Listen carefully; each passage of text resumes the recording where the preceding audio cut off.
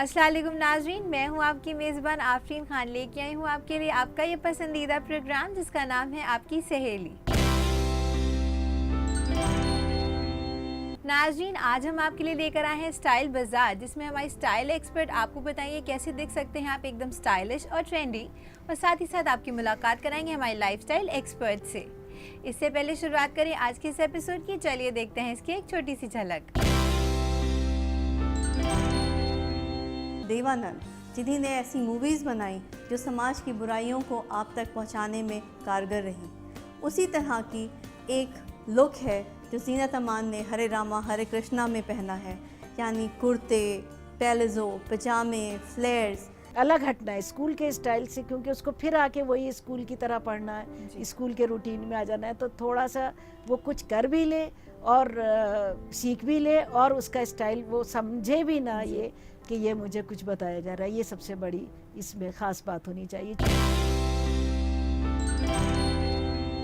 तो नाज़रीन, चलिए बढ़ते हैं हमारे पहले सेगमेंट की तरफ, जिसका नाम है स्टाइल बाज़ार, जिसमें आज हम आपको बताने वाले हैं गुज़िश्ता दौर के स्टाइल के बारे में।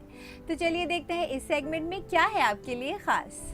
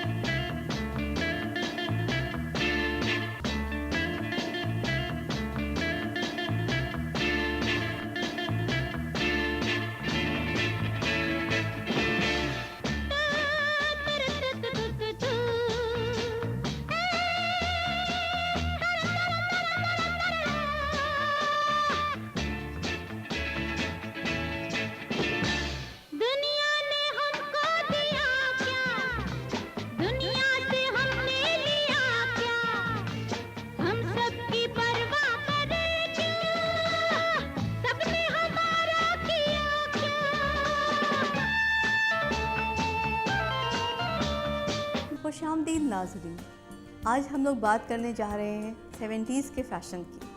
70s यानी हिप्पी मूवमेंट। सारी दुनिया में हिप्पी मूवमेंट ज़बरदस्त तरीके से फैल गया था।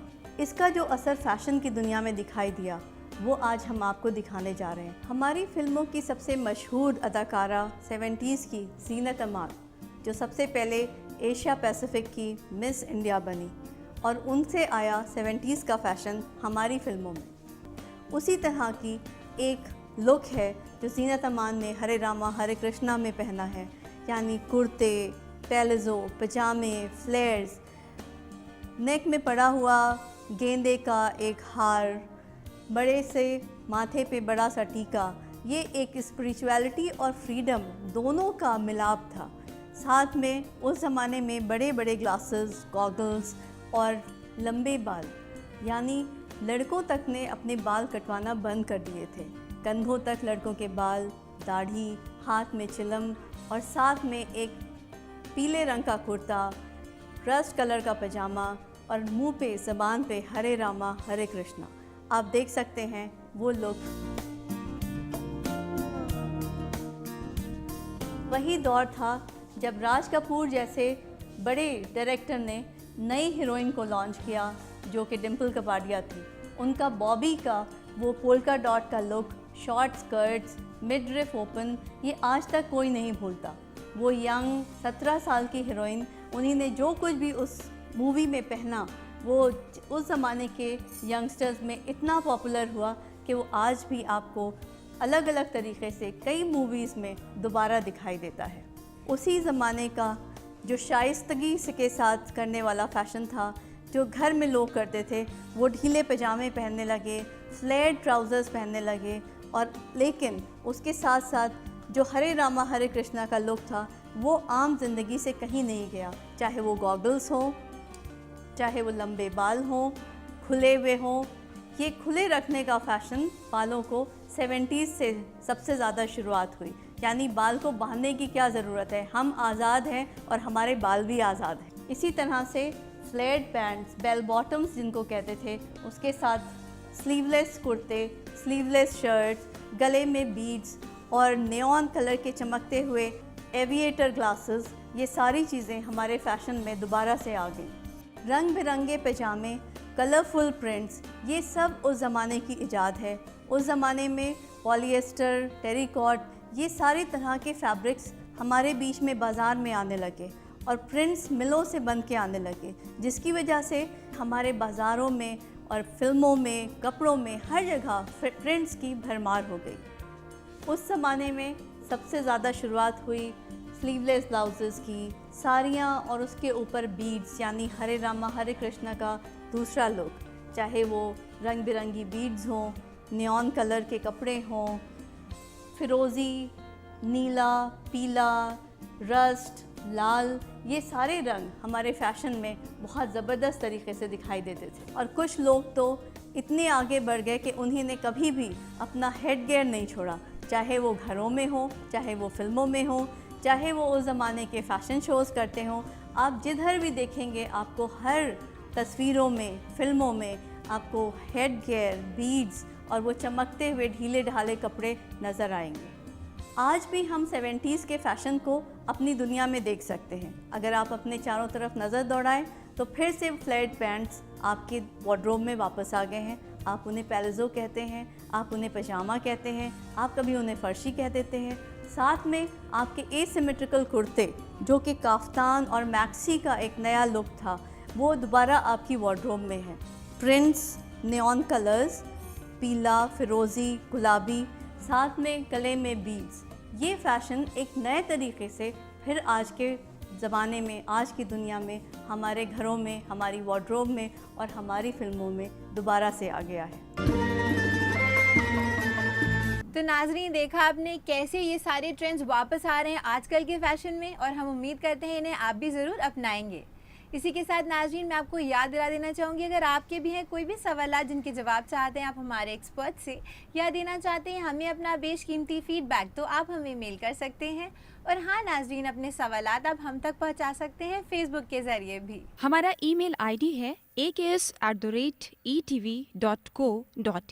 नाज़रीन, इसी के साथ वक्त हो चुका है एक छोटे से वक्फे का, मगर वक्फे के बाद हम आपकी मुलाकात कराएंगे हमारी लाइफस्टाइल एक्सपर्ट से। तो कहीं मत जाइएगा, देखते रहिएगा आपकी सहेली।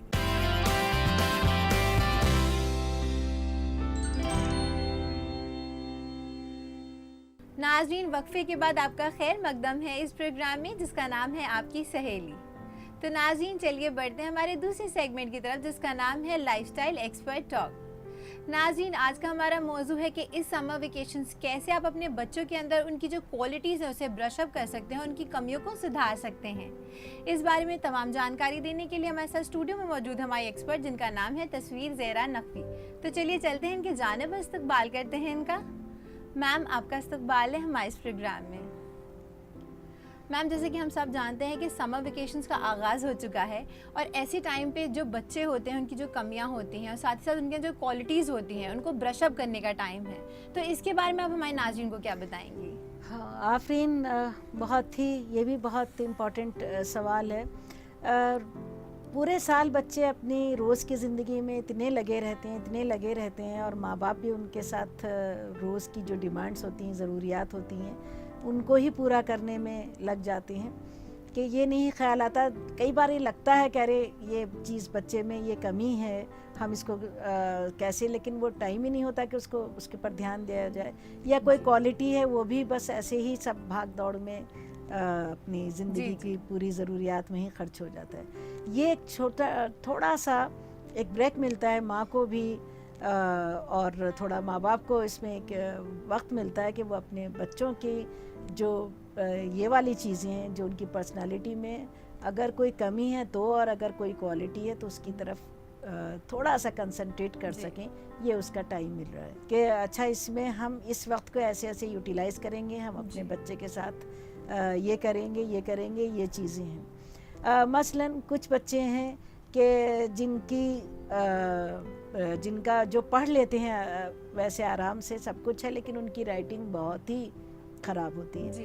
अब ये वक्त मिलता है इसमें बस हम पिछले प्रोग्राम में भी यही था कि थोड़ा से स्टाइल्स अपने चेंज करने पड़ेंगे, जो टीचर से हट के, कुछ खेल के, कुछ थोड़े बच्चों को उसके साथ के आसपास के बच्चों को साथ में बिठाकर एक छोटा कुछ कंपटीशन कर लिया 1-2 दिन में कि देखो आज राइटिंग का कंपटीशन है, और कुछ उनसे कुछ लिखकर और उनसे लिखवाया। हर चीज़ को बस ऐसे लेना है कि वो उसको एंजॉय करे, गेम की तरह एंजॉय करता चले, मोटिवेट भी होता है इस तरह से मोटिवेट बच्चे। भी होता है, और थोड़ा सा अलग हटना है स्कूल के स्टाइल से, क्योंकि उसको फिर आके वही स्कूल की तरह पढ़ना है, स्कूल के रूटीन में आ जाना है। तो थोड़ा सा वो कुछ कर भी ले और सीख भी ले, और उसका स्टाइल वो समझे भी ना ये कि ये मुझे कुछ बताया जा रहा है। ये सबसे बड़ी इसमें ख़ास बात होनी चाहिए। छुट्टियों में जो हम उनसे काम करवाते हैं उसमें यही है कि क्रिएटिविटी या आइडियाज़ की सारी बात है कि हम उनसे कैसे करवाएं। मैम, आजकल जो देखा जा रहा है, आजकल की तेज़ भागती दौड़ती ज़िंदगी है, इसमें बच्चों में मोटापा बहुत ज़्यादा कॉमन होता जा रहा है। माएँ शिकायत करती हैं कि फ़िज़िकल एक्टिविटीज़ बहुत ज़्यादा कम हो गई हैं, तो उनके लिए आप क्या कहेंगी? इतना होमवर्क, इतने और काम होते हैं दूसरे के बच्चों की, जो फिज़िकल एक्टिविटीज़ हैं जी, ज़्यादातर इधर से उधर जाना भी है तो सबके पास गाड़ियां हैं, कोई इतना ज़्यादा, तो उसमें और ख़ास तौर से खाने पीने की भी हमारे ऐसी कुछ बच्चे खाने लगे हैं ऐसे फास्ट फूड वगैरह के, वाकई ओबेसिटी की प्रॉब्लम या वेट बढ़ने की प्रॉब्लम बहुत होने लगी है। ये वाला वक्त मिलता है कि उसमें भी फिर सबसे बड़ी बात यही है कि माँ बाप को टाइम देना होगा, माँ बाप को साथ में लगना होगा। ये वाला वक्त है कि बच्चों के साथ कुछ फिज़िकल एक्टिविटीज़ की जा सकती है। मसलन एक तो यही है कि सुबह उठकर उनके साथ पार्क में जा रहे हैं, वॉक कर रहे हैं, बच्चों को दौड़ा रहे हैं, बच्चे उसमें खेल हो रहा है, रेस कर सकते हैं, 1-2 बच्चों को और पड़ोस के लेकर उनकी रेस वगैरह ये सब ऑर्गेनाइज कर सकते हैं। एक तो ये एक अंदाज़ होता है। एक साइकिलिंग का भी है कि बच्चों के साथ गए और साइकिलिंग, खुद भी अगर साइकिल चला रहे हैं तो खुद के लिए भी बहुत अच्छा है, पार्क में साइकिल चला रहे हैं, बच्चे भी चला रहे हैं। वेस्टर्न कंट्रीज़ में तो ये बहुत होता है कि बच्चे माँ बाप के साथ साइकिल चलाते हैं सुबह में। एक और चीज़ है कि उनको स्विमिंग ज्वाइन करवाई जा सकती है, और वो किसी भी स्विमिंग क्लब में जाकर स्विमिंग कर रहे हैं, उससे उनकी फ़िज़िकल एक्टिविटी भी होगी, उनको बहुत अच्छा भी लगेगा, और वो उनको वाकई एक अच्छा टैलेंट भी उनके अंदर आएगा, कुछ सीखने को भी मिलेगा, नया कुछ सीखने को भी मिलेगा। और इस सब में यही सबसे बड़ी बात है, यही इन तमाम चीज़ों के पीछे कि बच्चे को ये एहसास नहीं होना चाहिए कि सब कुछ मुझसे इसलिए कराया जा रहा है कि मैं किसी तरह से वेट लूज़ कर दूं या मैं दुबला हो जाऊं, इसलिए कराया जा रहा है। जहां से ये एहसास उसको हो जाएगा कि ये सब तो एक, तो वहीं से उसको वो सब चीज़ें ड्यूटी लगने लगेंगी और वो फिर उससे भागने लगेगा। इसी के साथ नाज़रीन, मैं आपको याद दिला देना चाहूँगी, अगर आपके भी हैं लाइफस्टाइल से रिलेटेड कोई भी सवाल जिनके जवाब चाहते हैं आप हमारे एक्सपर्ट से, तो अपने सवालात आप हमें भेज सकते हैं। और हाँ नाज़रीन, अपने सवालात आप हम तक पहुँचा सकते हैं फेसबुक के जरिए भी। हमारा ईमेल आईडी है aks@etv.co.in।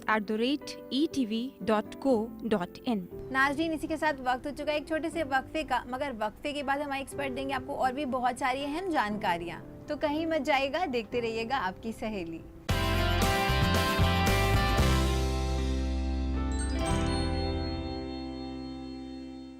नाज़रीन, वक्फे के बाद आपका खैर मकदम है इस प्रोग्राम में जिसका नाम है आपकी सहेली। नाज़रीन, जैसे कि हम अपने एक्सपर्ट से बात कर रहे थे कि समर वेकेशन का बेस्ट यूटिलाइजेशन हम कैसे कर सकते हैं अपने बच्चों की क्वालिटीज़ उभारने में, तो चलिए अपनी बातचीत का सिलसिला यूँ ही आगे बढ़ाते हैं। मैम, अक्सर ये देखा जाता है कि बच्चे ज़िद करते हैं कि उनको कोई ना कोई क्लासेस करनी है, जैसे गिटार क्लास हो गई, ऐसी बहुत सारी मुख्तलिफ क्लासेस होती हैं, मगर वालिदैन जो होते हैं वो सोचते हैं कि नहीं, टाइम वेस्ट होगा, उनके क्लासेस पे फ़र्क पड़ेगा, उनके स्कूल पे फ़र्क पड़ेगा। तो ये बेस्ट टाइम होता है, जैसे समर वेकेशन होता है, बेस्ट टाइम होता है उनको ऐसे क्लासेस ज्वाइन कराने के लिए। तो इसके बारे में आप हमारे नाज़रीन को क्या बताएंगी? बिल्कुल सही है आफरीन, कई बार ऐसा होता है कि बच्चे कोई उनके अंदर टैलेंट है, मसलन तबला, मैंने देखा है कि तबला बजाने या और कोई इंस्ट्रूमेंट है, गिटार वगैरह, इस सब का उनका दिल चाहता रहता है, और क्योंकि स्कूल का काम ही इतना होता है, पढ़ाई, रोज़ टेस्ट और सबका रूटीन लाइफ बिल्कुल कि वो नहीं। ऐसे और भी बहुत से हैं, ड्राइंग है, कुछ बच्चों को एक्टिंग का शौक़ होता है, आर्टिकल्स लिखना, न्यूज़ कलेक्ट करना, यानी जर्नलिज्म का भी शौक़ हो जाता है, बहुत छोटी एज में ये टैलेंट आने लगता है कि हम इसका तो ये वाला वक्त है कि जब उनको जो कोई भी इंस्ट्रूमेंट जो उनके शौक़ का है वो कुछ दिन के लिए ज्वाइन कराया जा सकता है। किसी जिनको एक्टिंग का या कुछ ड्रामे वगैरह का है, वो अगर उस शहर में, उनके शहर में ऐसी सहूलत है तो जाकर वो स्कूल्स ज्वाइन करवा सकते हैं। और जर्नलिज़म वाले में तो माँ बाप को थोड़ा सा उनका, अगर छोटे बच्चे हैं तो उनका हेल्प करनी ही पड़ेगी। यानी वो एक छोटा सा मैगज़ीन निकाल सकते हैं इस पूरे हाथ से लिखे हुए, वो अपने आस पड़ोस से जाकर अपने आसपास के बच्चों से सबसे कुछ चीज़ें कलेक्ट कर सकते हैं और अपनी भी चीज़ें लिखकर और वो उनको सबको स्टेपल करके और उसका ऊपर इतनी अच्छी क्रिएटिविटी हो जाती है कि वो उनका एक छोटा सा मैगज़ीन, छुट्टियों का एक मैगज़ीन बन जाता है जिसमें उनकी भी बहुत सी स्टोरीज़ होंगी, उनका भी वो एडिटर होंगे, वही देख रहे हैं कि कौन सा रखा जाएगा, कौन सा। तो ये एक काफ़ी चीज़ें जिन बच्चों के अंदर ये टैलेंट होता है, वो एक उसका नाम बस माँ बाप को थोड़ी सी यही हेल्प करनी है। ऑल्टरनेट के भी हो सकते हैं कॉम्पिटिशन्स और वीकली कॉम्पिटिशन्स भी ऑर्गेनाइज कर सकते हैं कि छोटे अपनी सेम एज ग्रुप के बच्चों के साथ। बस वही बात मैं बार बार कहती हूँ कि माँ बाप की विल हो, उनके अंदर अगर ये डिज़ायर है तो बहुत कुछ किया जा सकता है। हद है कि अगर बच्चे ने जब बहुत अच्छा, जिन बच्चों ने डांस सीख लिया है या जो इंस्ट्रूमेंट का या कुछ भी, तो वो कुछ छोटे छोटे शोज़ भी ऑर्गेनाइज कर सकते हैं कि वहीं पर कॉलोनी में ही, वहीं अपने घर के बाहर उन्होंने थोड़ा सा बस ये कि सब उनका और वो अपना दिखा रहे हैं कि हमने क्या क्या सीखा है। ऐसे पेंटिंग के स्कूल्स, हॉबीज़ बहुत हैं पेंटिंग की, जगह जगह अब आजकल छुट्टियों में शुरू हो जाती हैं स्कूल्स, वहाँ ले जाएं, वहाँ उनकी जब वो अपना कर लें, पेंटिंग्स कई हो जाएं तो उनकी जैसे बड़ों की एग्जीबिशन होती है ऐसी अपने घर में कि आज हमारे बच्चे की पेंटिंग की एग्जीबिशन है और इस तरह से। तो ये जो चीज़ें बस एक नॉवेल्टी लानी है माँ बाप को कि हम कैसे प्रेजेंट करेंगे अपने बच्चे की इस टैलेंट क्वालिटीज़ को, कैसे ब्रश अप करेंगे, इसको कैसे हम उभार रहे हैं, कैसे दिखा रहे हैं, ये उनकी थोड़ी सी उनको सोचना है, उनकी थिंकिंग पावर है। बच्चा तो खुश हो ही जाएगा, बच्चा तो आगे फिर कर ही लेगा और उसके लिए एक बहुत अच्छा टाइम है अपनी उन सब चीज़ों को दिखाने का और उसको प्रेजेंट करने। मैम, अब मैं आपसे ये जानना चाहूँगी, अक्सर देखा जाता है कि बच्चे स्टैमर करते हैं, तो समर वेकेशंस ऐसा वक्त होता है जब 24/7 आप अपने बच्चे के साथ होते हैं, तो कैसे इस पे वर्क कर सकते हैं वो? आफरीन, स्टैमरिंग की प्रॉब्लम थोड़ी वो हम लोगों ने देखा है, वाकई सही, बहुत अच्छा सवाल है।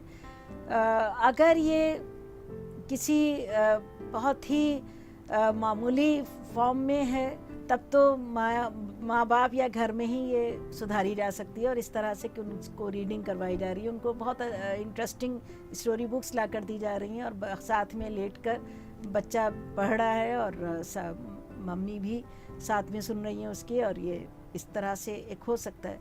कभी कभी ये प्रॉब्लम थोड़ी नहीं हो पाती, माँ की बस से बियॉन्ड होती है, उसको समझ लेना पड़ेगा। और ये वाला वक्त होता है कि जब किसी स्पीच थेरेपिस्ट के पास जाकर कुछ दिन होते हैं और वो जो एक्सपर्ट्स होते हैं उनके अलग स्टाइल्स होती हैं, उनकी टेक्नोलॉजी होती है, उनके पास अब तरह तरह की ऐसी चीज़ें आ गई हैं।